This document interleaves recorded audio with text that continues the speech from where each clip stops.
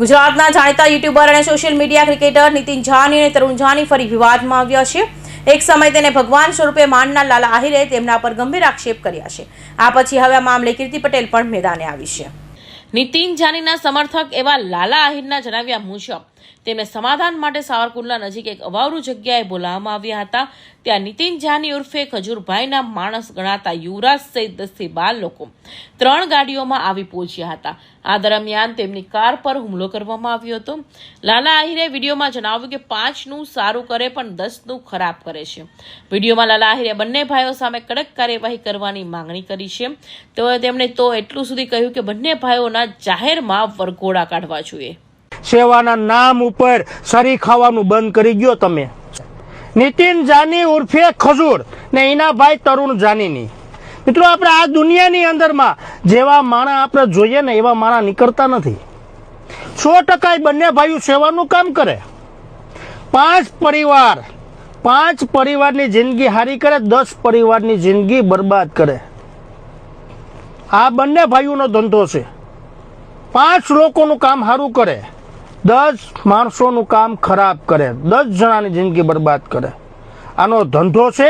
હવે મિત્રો મારી ઉપર હું શું નહીં તમામ લોકોને કહેવા માંગુ કે આ બંને ભાઈઓએ મને એવું કીધું કે તું વિરોધ કરે તો તારો વિરોધ બંધ કરી દે, મારા ફોટા તારી આઈડીમાંથી બધા ડિલીટ કરી નાખ, એ મારી પાસે પ્રૂફ છે।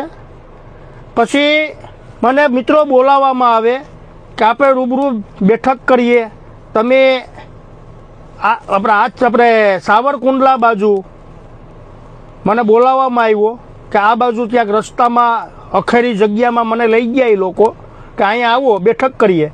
ત્યાં એનો માણસ યુવરાજ નામનો વ્યક્તિ આ ખજૂરનો માણા એની સાથે હતો। પછી ત્યાં એ લોકો મારે યારે બોલાચાલી કરી મારી ઉપર હુમલો કરાવવા માટે। એમાં યુવરાજ નામનો વ્યક્તિ ત્યાં મારી સાથે ત્યાં ગારું એ બોલતો હતો। પછી મિત્રો એ લોકો 10 થી 12 જણા મારી ગાડી ઠાર ભાંગી નાખવામાં આવે।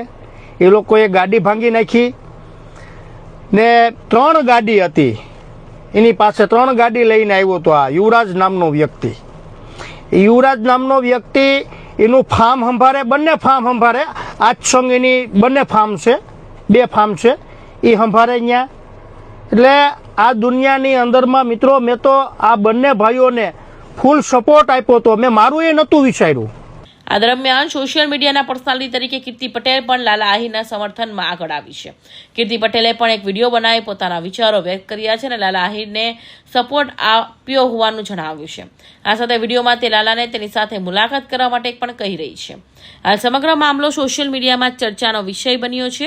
જો કે આક્ષેપોને લઈને નીતિન જાની અથવા તરુણ જાની તરફથી સત્તાવાર પ્રક્રિયા સામે આવી નથી।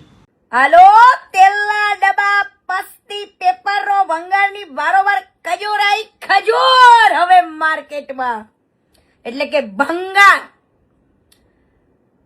હવે બધાને ખબર પડશે કે કીર્તિ બોલતી હતી ને એ સત્ય જ બોલતી હતી।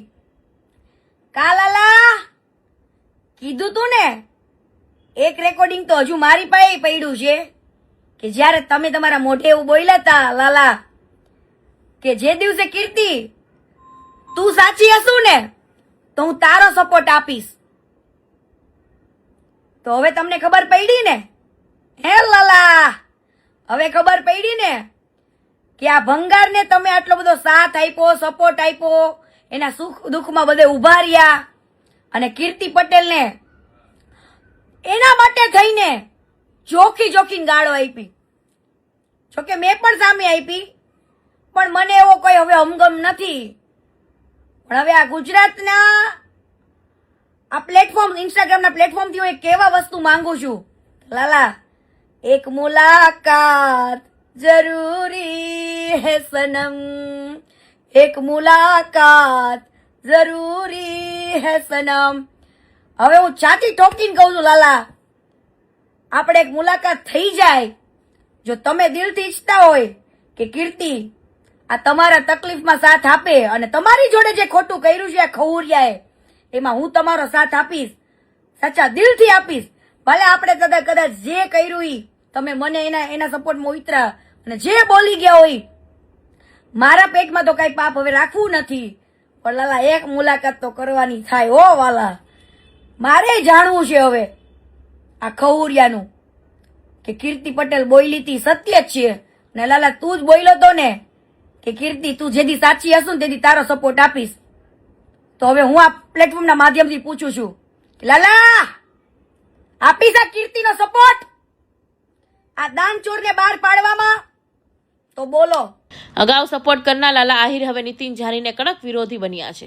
જોકે આ મામલે હજુ નીતિન જાની કે એમની ટીમ તરફથી કોઈ સત્તાવાર સ્પષ્ટતા કરવામાં આવી નથી.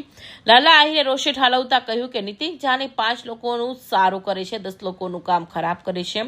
તેમણે બંને ભાઈઓના જાહેરમાં વરઘોડા કાઢવાની પણ માંગણી કરી છે. આક્ષેપ મુજબ સાવરકુંડલામાં થયેલી આ બેઠક દરમિયાન ભારે બોલાચાલી થઈ હતી અને લાલા આહિર સાથે ગેરવર્તણૂક કરવામાં આવી હતી. કૌશિક પટેલનો report, Hind TV news, Surat.